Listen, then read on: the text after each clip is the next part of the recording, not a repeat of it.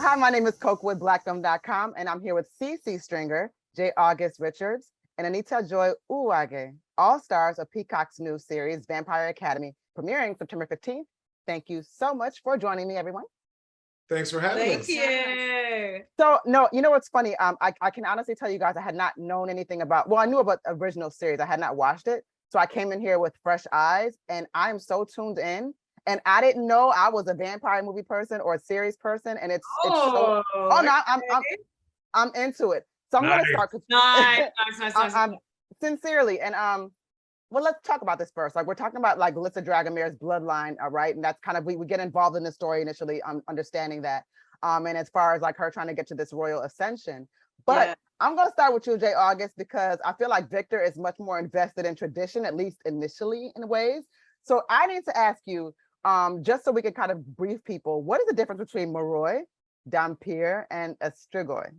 Oh, great question. So Moroi vampires, we are mortal vampires. And there are two classes of Moroi. One is the royal Moroi. That's the class that I belong to. I'm one of 12 royal bloodlines. And these are the families that, are the original bloodlines of the Moroi vampires. Non-royals don't have that same status. Right. Underneath them are the Dhampirs, who are half human, half vampire. They've been sired by Moroi vampire and human beings. And they have special skills and abilities. They can fight, they're faster, they're really, really incredible and strong. And therefore they are charged with protecting us, Moroi. Right. Now, Strigoi are the undead evil vampires that human beings are generally, familiar with. Yeah. They're scary, they're bloodsuckers, they're thirsty, and they're evil essentially. So that is the difference. Okay, no, that actually, I came to know that in the series, but it's really interesting because you see how everyone, I guess, intermingles in a sense, and I guess the common enemy here is the Strigoi, but there is that synergy in some sense between the Moroi and the Dhampir. So I'm learning. I got it, guys. so I want to go. I'm going to kick it to you, Sisi, because there's so many layers to Rose's story. She's got her best friend that she wants to protect at all costs, but at the same time, she's so fiercely independent as well, and maybe not so much as a traditionalist in the same way that, say, Victor would be, right? So she has a lot of challenges, and her mother's even like, "You're a guardian. You can't be independent. Like, what are you talking about?" So let's talk about how she wrestles with that, Sisi. Well, it's very cool because there's basically, she is Lisa's family, right? And Lisa's family takes her under their wing and sort of protects her and acts as this family that Rose never really had. And because of that special relationship, Rose was quite privileged and got to get away with living a life that Dhampirs in training don't really get to live. She got to go to the Moroi parties and the royal events and stuff because she was Lisa's best friend. But then, a tragedy occurs and all of that is lost.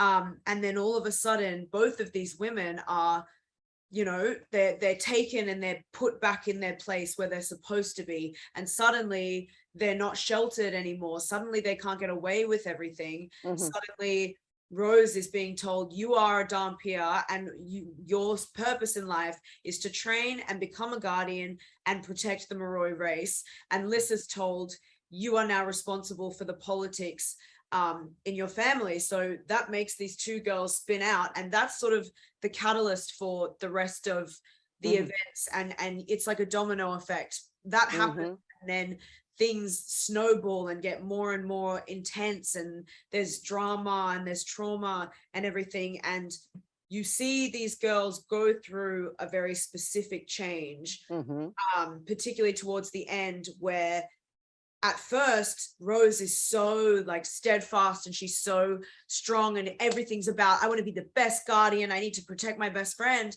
And then we see the politics unfold slowly, and she starts to realize maybe this world isn't what I thought, maybe I'm worth more than a life of servitude. And so she kind of is always struggling with that, and you see that unravel alongside the politics with these two towards the end, and you know, she comes to conclusions, but she's always still searching for something. And I loved to see that, to work through that, because I found a lot of that relatable too, because sometimes people tell you like you shouldn't be friends with this person. You're just kind of like, well, that's my friend. What are you talking about? Oh, it's, you know, it's bad for business or things like that. And so when you look at how she's Definitely. it's kind of one of those things, like I guess how we could say in real life, when it's like, well, you can't take everybody everywhere, right? Some of those friends, some of that happens here. But Anita-Joy, I wanted to talk to you too, because I love how Tatiana comes in here and just upends the entire like, okay, Queen, I know what you said, but I'm gonna tell you what we gonna do. And I just I thought that was so fun to be able to come in and just play that kind of character where you're just like, let me just go ahead and switch things up a bit. So how much fun is that, you know, getting involved in that kind of way? And maybe, I don't want to say necessarily the bad guy, but you're making people ask questions that they weren't necessarily asking before. It's definitely a lot of fun. I know, I definitely have a great time. I can't lie, when I first read the first episode and I thought that was how I arrived, I was like, oh, okay, so mum and dad aren't going to watch this episode.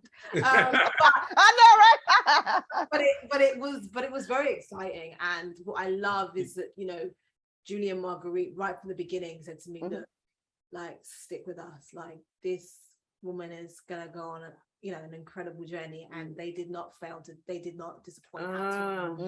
And so it's been really delicious and amazing to like bring her to life and to start her in that way, because she starts in a way that is like you are intrigued to know more, but they don't give too much. They give you a glimpse, but you're like, this glimpse I need to hold on to. Absolutely. And I find myself now doing that when I watch other programs where you're like, oh, this character, okay, there's something that's going to happen with this character. This is something going on. That's really, really exciting. And then, you know, as the series sort of progresses, it's just amazing to kind of see where the relationship between myself and Jay goes. You know, it's a battle of two titans. Woo! But then you see Jay, like how Victor, he turned her on her head too, like, oh, you got to go into the playbook. I gotta play for you too. So that was fun. Yeah. So much fun. Tatiana does what I call hair theater throughout the season. Acting. Hair theater, because it's like, it feels like I as Victor, I feel like she was antagonizing me with her hairstyles. She came into the council meeting with a long ponytail draped down to the floor. I mean, just getting so much attention from the council. Even some of the guys on the council are always like, you know, so impressed with Tatiana. So right. Rivalry is intense, and I love getting the opportunity to do this with her. The first couple of episodes, though, I could not keep a straight face because we have such a friendly relationship. Oh, great. In life. And so then when we're doing those scenes and she's feeding me these looks, I could not hold it together. Because they just cracked me up because they were so cutting. It was amazing. It's always great when you get to work with genuine friends, you know. And even as I'm watching y'all here, I'm like, you know, you can't play this type of thing off. If y'all couldn't stand each other, it would be really hard to be laughing like y'all doing right now. So I'm glad y'all get to work with each other, get some money, and be on a show that's really good. Some money. Okay. And spend 7 months in Spain. Yeah, 7 months in Spain too. This is amazing. All around. So guys, let me ask you this last question before we wrap up, because I know you guys have to go. Do you think it is necessary for somebody to have to get into the prior versions of this series, or do you think they should watch the movies, or should they have to watch or read the books? No, so they can. You don't need, like, obviously we love the material, so you know, I encourage people to read the books. They're great. And I encourage people to watch the movie because that's fun, but you don't need to know anything about it. Like, you know, it's a show. It's really well structured. Julie and Marguerite are amazing storytellers. So as you watch the first few episodes and you follow along, you start to become immersed in the world, and it's quite easy to grasp. So, no, they did a great job of introducing us to the world, and it's really, really easy to digest. And like I said, I wasn't familiar at first, but now I'm just like, oh, I'm into this. I'm definitely into it. So I want to, again, you know, I want to thank you guys so much for your time today. Guys, they're doing, this is a really good show. You don't necessarily have to be the vampire girl or guy. You know, this is a good show. And I'm Never here. in your life seen a show like this. Yes, alive. it's really cool, and just the layers and just understanding some of the terminology. And I just feel like, wow, like I'm becoming a part of something. So it's fun. And I think it's a really good, like, it's a good group watch too. This is one of those shows you talk with your friends about it afterwards. Yes, the show is about something, but it's also just incredibly entertaining. What Yeah. Pure escapism. I like that. That's also about something. Right, because again, there's messaging there that, you know, you're talking about layers of, like, you know, society and like belonging and whether, you know, love, there's all kinds of things there. So even though we have that escapism element, we also have that relatability that brings us back to pretty people as well. Oh my God, exactly. Oh no, I watched the first few episodes with my friends, and every time AJ came on screen, they gasped audibly. Oh my gosh, that's the magic of the hair and makeup team. Oh, please. My boyfriend did the same thing. Everybody looks so good right now. Don't play with me like that, okay? Because I'm seeing y'all in Zoom, you know, television, we can do whatever we want. Here we are doing what we're doing. So I think everybody looks so good. So don't do me like that, and don't do y'all like that. Exactly. But I know y'all have to go. I'm not gonna take up too much more. Nice talking to you. It was so nice talking to you. But let's make sure we get this in. Again, my name is Koku with blackfilm.com, and I'm here with, this incredibly beautiful people, Sisi Uwajeh and Anita-Joy. I see they call you AJ. Yeah, they do. Darling. It was so great to talk to you guys. Again, the series is Vampire Academy. It's going to be on Peacock September 15th. Watch it, enjoy it. You're gonna love it, and let's all tweet about it. Thank you guys for your time. Thank you. If you want to see more content like this on blackfilm.com, make sure you like, subscribe, and ring that bell.